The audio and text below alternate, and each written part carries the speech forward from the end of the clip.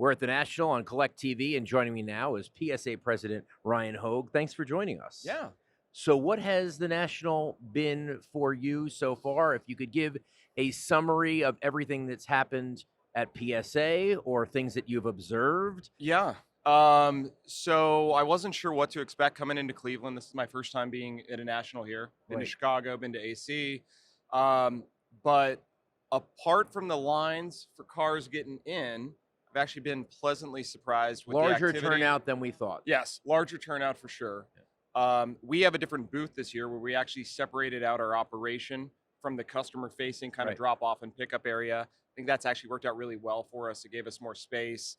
I know the ops team's happy. They have a little more breathing room. We've had some really cool activations, marketing activations we've done some breaks. Nat Turner and I did some different breaks throughout the week. We had some guest breakers in our, what we call our breaker box. We got a really cool showcase of the Michael Jordan Fleer 1010s on display in our vault area.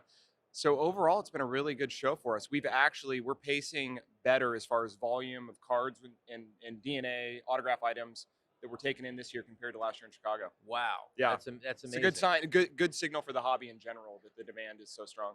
Cards, everything is everything in line with what happens in Santa Ana and Jersey City, or is there something that happens here that's a little bit different? There are more submissions of X. Do people feel better about handing something in that's valuable in person? Yeah, I think we see a lot of first-time submitters come here.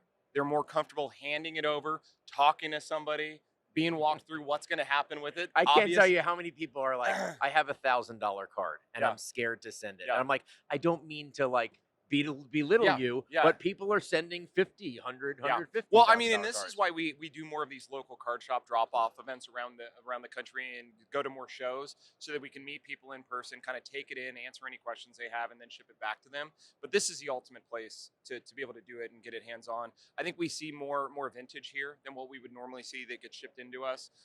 Just the nature of the collectors here. I think you've got a more diverse group. It's not all ultra modern. It's not all TCG. It's a really nice blend across all of them. And then we see some really oddball, cool, large size DNA type items that people just can't ship. And so they bring it here, they drive it here, whether it's a framed item or a bat or something really large. We have all sorts of stuff that's come through the building today. You had a breaking experience here at the National. I know you and Nat. Yeah. This was a fun promotion that we decided to do. Nat selected a few of the products he really likes. He's a 90s basketball guy. So Metal Universe. How much would that there was box be? no Metal Universe. He did some 98 Topps Finest, a few boxes of that. He did some 2003 Topps Chrome, LeBron's rookie, Carmelo, or and some nice boxes. I'm more of a vintage baseball guy, so I opened earlier in the week some 83 Topps baseball, looking for Gwynn, Sandberg, Boggs, and then a 75 Topps mini box. Oh, Yeah. I actually did not know there were packs of 75 Oh, minis. yeah. It was out there for Yeah. $17,500. Okay, well, we opened one. We bought one from good. Baseball Card Right, Exchange. so you got And then- Yount, Carter, Brett. And then today was the last break, and I had 3 boxes of Bowman 2018 Jumbo. That's Ohtani's pitching rookie, because those were in pack live autos. Okay. His batting one was the 2018 Bowman Chrome, and those were redemptions. Got it. So we were going for Ohtani, his first Bowman auto. The way these breaks functioned, customers that were submitting cards for on-site grading here were eligible to get picked to have slots in the break, and they would get packs, whether one pack or multiple packs. And so for the Bowman break, we had 12 winners that got selected randomly. They were in the breaking room with me, and I was with Jared Blesnick, was in there breaking, helping with some commentary with me, and we were on the last box. So each box had 12 packs. So every box, one of the winners got 1 pack. The first pack, and we hadn't hit anything big in the first 2 boxes. The first pack of the last box, I see that there's an atomic refractor kind of lurking, and we did the slow reveal and pulled it down. Saw the Angels had Ohtani Auto. out of 100. We graded it for the customer 10-10. Probably a $40,000 Oh card. my God, that's amazing. Yeah. That's really cool. And it was the guy that won it. That's right. That was the fastest card ever graded in history of PSA. Yeah, it was pretty quick. It was pretty quick. We moved that thing through. But yeah, the guy that pulled it, a regular collector, he was here submitting some Caitlin Clark cards to get graded at the show. So Yeah, life the guy changing. did. It's always nice when the guy Yeah. doesn't have three Yeah. 52 Oh, mantles. I know. Yeah, Yeah. But I mean, that's what it's all about. That kind of thing is only going to happen at the it's national. amazing. Yeah. eBay relationship, the enhanced eBay relationship, the idea of we're going to give you a little less friction. We're just gonna say, hey, you just got it graded. You want to check a box? Now you can put it on eBay. Yeah. What were the early returns there? Yeah, we're about a month in with this functionality. So if people haven't checked it out, essentially what you can do when you submit a card to get graded at PSA, or if you have cards in the PSA vault, now with a single click or tap on the mobile app, you can choose to list it at a 7-day auction on eBay. On a grading order, you can choose to split the order. You could even say, hey, I want these 4 cards shipped back home to me, vault these 5, sell the other 10, and just start the auction tomorrow, or you can pick your day of the week that they start. We're blown away by the early numbers that we've seen and the adoption. It's pretty wild. I think this week during the show, every day we were seeing 3,000 new auctions go live every day in our account. That's amazing. So it's great. And so for people that don't understand how it works, it's literally sold under the PSA account on eBay, and there's one, say, consignment fee structure that is paid to us, not double fees. But it's a really friction-free way to sell the cards you don't want to keep. Or if you're, say, a prospector, you get instant access, have them in the PSA vault, and when somebody gets called up, listed for auction. I think the most amazing thing about the vault is that, I think a lot of people, the young people are okay with digital pictures. The older people like me are usually not. However, the app is so good and the clarity of the scan is so good that I think it actually helps people say, okay, I don't need to have it in my hand. Yeah. Is that true? No, I think so. I mean, I'm one of those converts. I've got a lot more of my cards that are in the PSA vault. And we've invested a lot in digital imaging the last 3 years. The mobile app, all new app that we released at the beginning of last year, and continue to invest in. So I think it's really great. There's more to come. But I'm super proud of what the team's delivered, and the feedback from customers has been super positive. How do we get data better? So in other words, like the pop reports sometimes, at least on tickets where I'm in it, like sometimes it's a little wonky. Pop reports are so important for how I feel about whether I like it or Right. not.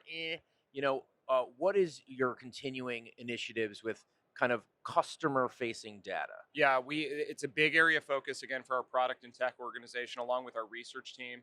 We have a very large research team that decides what sets we're grading, what we're standing up. They actually create the databases. We're in the early innings of an complete overhaul of that platform, so it's more scalable, easier to find things if you're searching, browsing. I think there's opportunities to remove certs from the pop, if things have been cracked out or crossed over. I think that spans grading companies, so that might be a nice area to be able to collaborate on. But it's an area of focus for us, and I know it can get better, but we think it's super important to get the insights into, how scarce is this actual item that I have or I'm trying to acquire. You guys went into video games with WADA. Yep. You're now going into the comic books and the magazines. Yep. You're getting some competition from autographs and slabbed autographs from the other way, from CCG, CGC. What's the state of where you're at in terms of going after markets and people coming after you? Yeah. I mean, I think competition is good for customers. It's good to keep us on our toes, and I think when we go into new categories that maybe we haven't been in, it's probably good for the others to help them innovate and stay on their toes. I don't think we're going to go into any other new categories anytime soon. The magazines and the comics That was big. We've been working on that for a couple of years now internally, and so we're excited to roll that out next year. But we think it fills a gap in our overall portfolio, especially with the pop culture category, with the Funko Pop toys and the video games, and even the TCG cards. Like comics was the missing piece, so we're excited to go there. And then the magazine collectors, there's actually a lot of overlap with the sports fans. Talking to a ton of people here at the show. It's a card. Yeah. It's like a cover of a magazine. I mean, we make our own magazines, the PSA magazine, and we're doing limited edition variants. So people are excited to be able to hold those. And then you've got Sports Illustrateds and others. So I think that's gonna be really popular when that comes to market next year. How do you figure out like whether a market is real or not, or how big it is once you offer it? Like whether it's going to be big enough. I'm not talking about like, the type ones is you guys, people don't know this. You guys own the trademarks to type 1, 2, 3, 4. What do you think about the photo market? I mean, because I don't know where it is right now. I'm not sure. I mean, I think the photo market's pretty cool personally. I own a couple. I think I own about five Type 1s, one Type 3. I've got a few Ken Griffey Jr. ones from the early 90s. Got a really cool Mickey Mantle one from 1960. Great display pieces. They're large, so you can put them on a bookshelf. You can see them from a distance. You don't have to have them up close. I think it's super interesting. I think there's a lot of untapped material there. So that's another thing that's exciting is you can make discoveries of these. And it spans not just sports, but it goes into politics and pop culture, entertainment. So I'm excited about that. It's a niche category for us for sure relative to cards, but we're excited to see it grow. And the last couple of years, there's been a lot more interest there, as folks know. SGC acquisition. Yeah. Separately operating. What has that helped do in the first couple months? Yeah, I mean, Peter and team are awesome. I went and said hi to them, earlier in the week. Their business has continued to grow, but yeah, operating completely separately. They have their own goals, own targets. I think where we are helping them on the PSA side is we've maybe tackled some problems they're encountering as they're scaling. So they've grown a lot the last 2 years. And these are things maybe PSA tackled 4 or 5 years ago that we're able to assist on, whether it's operational procedures or processes, helping with suppliers for materials, both like the holders themselves, labels, the inserts. That's an area that we can help. And then the first thing we collaborated on was around fraud and sharing information about maybe bad actors or counterfeit cards that we're seeing, so that both companies are aware before they come into the grading room. What are the biggest things you're excited about, and then your biggest pain points? Biggest things I'm excited about. Well, I mean, at the show, I'm just excited about the energy here. I love that we saw a huge turnout. I like seeing the big presence from key partners like Fanatics with the Topps booth, Fanatics Collect, the eBay booth, the Golden booth, a lot of our other dealer partners. So that's been great. And we also have a parallel team at San Diego Comic-Con this week. So we actually have a split team. Right. We have another booth going at San Diego Comic-Con. Happens to be going. And what are the early returns from that? I Funkos are. I don't understand it. Yeah. But it's unreal. Well, so I heard our booth had to get shut down because that's where you could get the Kith comics, the sneakers, the limited edition. That's where you could buy them. And the line was wrapping around the entire convention center. And I think people were selling their spots in line so that folks could jump it. So the early interest there on the comics is really promising. So that's a good signal for us heading into next year too. Pain points? Pain points. I think as we're scaling, we've gotten a lot better with this around consistency in our grading, the quality of our holders. We had a mishap with some holders that we rolled out in May. Fake holders are a real concern. We just had an auction house having to pull because of a fake holder or a fake flip. Yeah, where are we on that? Yeah, I mean that's a constant battle for us. I think we're always working closely with the auction houses, the card manufacturers, law enforcement. There was news, a couple months ago about a group of folks that were making fake PSA holders and swapping cards and doing things like that. That was one that we assisted the FBI on for several years and worked closely with eBay to bring that one down. So I think, we're vigilant. I want people to know that we have a dedicated team. We call it our brand protection team. It works very closely with all these partners and law enforcement to make sure that the bad actors are weeded out. We're also continuing to innovate with our holders, our flips, our technology. There's covert methods that people aren't even aware of that we're putting on our newest holders that makes it harder to cheat people. And the fact that we've been imaging every card now for the last 3+ years gives people another chance to confirm. Look at the photo of the thing you're about to buy compared to what's on psacard.com/cert. See if it matches. And so we're trying to stay ahead of them, but it's a constant struggle. Last question. Yeah. Are you beginning to use AI or the tech that you have through Genamint or whatever to people who crack out and then resubmit and know it's the same card?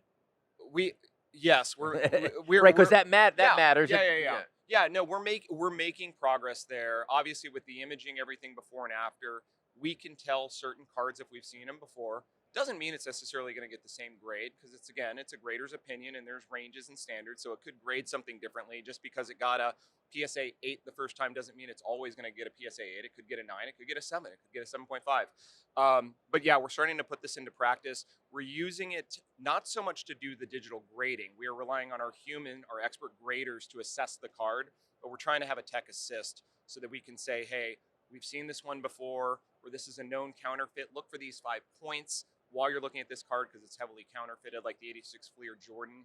20% of the cards we saw last year of that card were fake. Get out of here. No, 20%? 20% of the submitted 86 Fleer Jordans to us in 23 were counterfeit.